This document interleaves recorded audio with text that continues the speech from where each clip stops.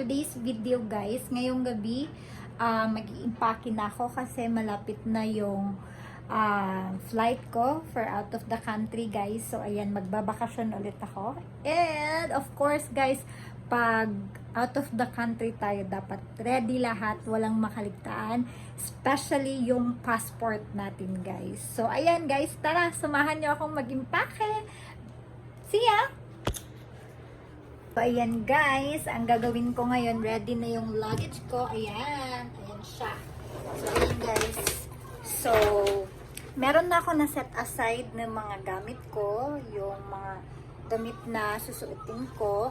Kasi guys, I think I'm gonna be 22 yung flight ko, and then balik ako 28. But, nag-extension ako guys kasi kailangan kong magstay in Manila for 5 days. 5 to 6 days. Kasi guys, meron akong training course na kinuha sa Manila. So, ayan. Kaya, kailangan ko ng maraming damit. So, ayan. Ito yung damit ko guys. Ayan sila. Ayan. Ito yung gamit ko. Ayan. Ayan guys. Mostly, yung damit ko dito is yung meron akong dinalang mga t-shirts at saka mga ano guys, pantalon at saka dress. Kasi every time nagta-travel ako guys, gusto ko naka-dress ako or any comfy na damit. Kasi mas better talagang magta-travel tayo na medyo confident tayo sa mga suot natin, di ba? And especially pag out of the country, guys, nagsusus ako. So ipapakita ko sa inyo kung ano yung shoes na gagamitin ko. So ayan. Ayan na guys yung damit ko. Inorganize ko na yan. Ayan sila. Ayan. Yan yung mga dress. Ayan. Ayoko na. Tinupi ko na siya guys. Ayan sila. Medyo madami-dami. Kasi guys, itong luggage ko, medium to. So, medyo kailangan ko ng madami damit. At saka, meron pang malaking space, guys. Kasi alam na, shopping is life, guys, pag nasa out of the country tayo. So, mostly naman, guys, pag nasa Malaysia ako, ang gusto kong bilhin talaga sa Malaysia, yung coffee nila, guys. Yung Old Town Coffee sa Malaysia. Ang sarap nun, guys. At saka, mga konting abubot lang guys. So ayan. So depende sa budget natin yan guys. So but before anything else guys, kailangan ko din ng mga sabon and everything na gagamitin. So ayan guys, meron akong mga essentials na of course ginagamit ko. Meron akong ganito guys. Ayan, mabibili ito sa Watson. So ayan, kailangan ko to guys para ma-organize yung mga gamit ko. Especially your lingerie and mga sabon at iba pa guys. So ayan. Saka ito yung, ayan guys, ito yung mga kailangan kong suotin, mga lingeries and everything. Yan, nandyan yung mga panty, bra, at saka iba pa guys. At saka yung nipple tape ko, nandyan na, naka-ready. And lalo na po yung mga napkins natin guys. Of course, nandito na rin. So, ayan. At saka, dito ko nilalagay din yung mga sabon. Yung mga ginagamit ko, lotion, shampoo guys. Ayan, meron din akong ganito.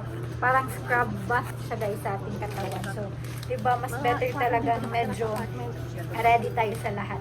Ayan, meron akong ito, Aveeno.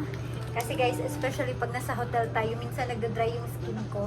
Kasi maginaw, aircon. Tapos, meron, of course, meron tayong Sunsilk. But, shampoo guys, ayan. Meron din tayong conditioners. And then, of course, guys, yung ginagamit kong sabon na sobrang hiyang na hiyang ako. I really like this kasi hindi nagda-dry yung skin ko every time ginagamit ko. Kasi mostly guys, pag whitening, Mostly kasi pag whitening, nagda-dry yung skin natin. So ito, sinasabon ko siya sa face at body ko. So ayan guys, ito, sobrang ganda. Negra Glota Papaya Soup guys. Hindi talaga nagda-dry yung skin ko. That's why I always use this one. Ayan, meron din akong ano dito guys, Eskinol. Hindi talaga nawawala yung Eskinol ko guys. Nilagay ko dito sa maliit na na container.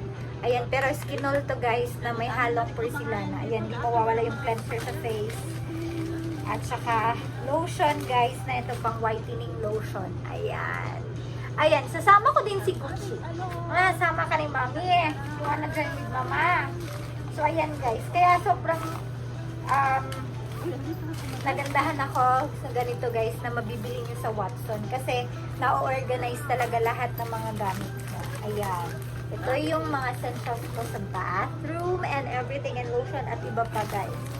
So ayan. At ito guys, itong extra to, dito ko ilalagay either slipper ko or shoes ba or anything guys. Kahit ano. Or mga things na nasuot mo na. Yung parang itabi mo kasi nasuot na siya. Para hindi siya sa mga clean pa na clothes mo. So, ayan. Sa mga malilinis mo pa ng mga clothes. So, ayan guys. Yun lang. And then, of course guys, I have my bag. My LV bag. So, ayan guys. Of course, pag nagta-travel tayo guys. Especially ngayon, COVID. Nakikinig yung baby ko. So, ayan. Especially COVID guys. Maraming mga hinihingi yung airport, yung immigration pag pupunta tayo out of the country, especially ngayon na it's COVID time. So ayan guys, ito dito yung ko guys, nilagay ko siya lahat. Dito is yung passport ko. Ayan, bagong-bago yan guys kasi since COVID hindi pa nagamit at wala pang tatak. So ayan, so nandito din yung vaccine card ko guys. Kailangan talaga natin to ready guys, especially yung mga international or something. Look at that, look at there, okay? Sit there, okay? Mommy's talking. So ayan, vaccine card. So ayan guys. And of course guys, kailangan din natin ito, Vax Certification page. Ayan guys, magagamit natin ito pag pupunta tayo out of the country. Kasi ito yung international certification natin guys pag sa Pilipinas. Kailangan natin register pag pupunta tayo out of the country. So ayan, nandito lahat ng record ng vaccination at iba pa guys. So kailangan talaga natin tong dalhin ang Vax Certificate page. Ayan. At saka of course guys, sa Malaysian country, nagre-required yung government nila na mag-register so their app to their government guys. So ayan, nakapag-register na din ako. And kailangan mo lang din ilagay lahat ng information, vaccine, anong vaccine natin na boost sa'yo, at saka yung mga na-inject pa before, ahead of booster guys. So ayan, yun lang. Tapos yung arrival, departure and arrival date guys sa ibang bansa. Pero hindi ko alam kung sa iba guys, kasi sa Malaysia, yun yung required nila. Especially sa mga tourists. But I don't know sa mga nagtatrabaho sa ibang bansa, nagtatrabaho sa Malaysian guys. Hindi ko alam kung anong requirements nila. But sa magta-travel lang kagaya ko as tourist. So yun lang yung na-required. And walang swab test guys. For I think wala. Kasi wala namang na-required sa atin. So ayan, dala-dala ko din yung kailangan natin, of course, valid ID guys. And of course, my credit cards and everything, yung visa guys, yung pwede sa ibang bansa. Ayan, yung visa card. Yung parang pwede tayo mag-swipe all over the world. And of course guys, nagdala din ako ng konting pera. So ayan, konting pera, di ba? So ayan guys. So kailangan talaga natin yan. So para paano tayo mabubuhay dun guys? Kung hindi tayo magdadala ng pera. So ayan. So, ayan lang guys, rin yung dinadala ko. And then, I have my shoes ready na. And yun lang. Tapos, mag-stay pa ako ng extension for 6 days to Manila. So, ayan guys, good luck for me. And I hope na everything's gonna be fine sa travel namin. And walang aberya. So, ayan guys. So, I'm so excited kasi since COVID, hindi na ako nakakapag-travel out of the country kasi nga natigil since COVID time. So, ayan, hopeful masundan pa ito guys. So, I hope makabalik din ako sa ibang bansa, sa iba pang mga Asian country na napuntahan ko dati. So, ayan guys, thank you for watching and I hope meron kayong nakuhang kahit konting information about going travel out of the country, especially this COVID time guys. So, ayan lang. Bye! Thank you so much guys and this is me, Señorita Noe. Sa mga hindi pa nakapag-subscribe, please don't forget to like and subscribe my channel. So, Señorita Noe. So, see ya guys! Bye! Mwah!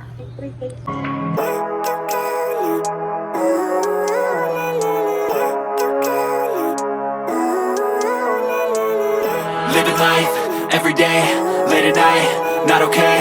All I want, and I pray, all I need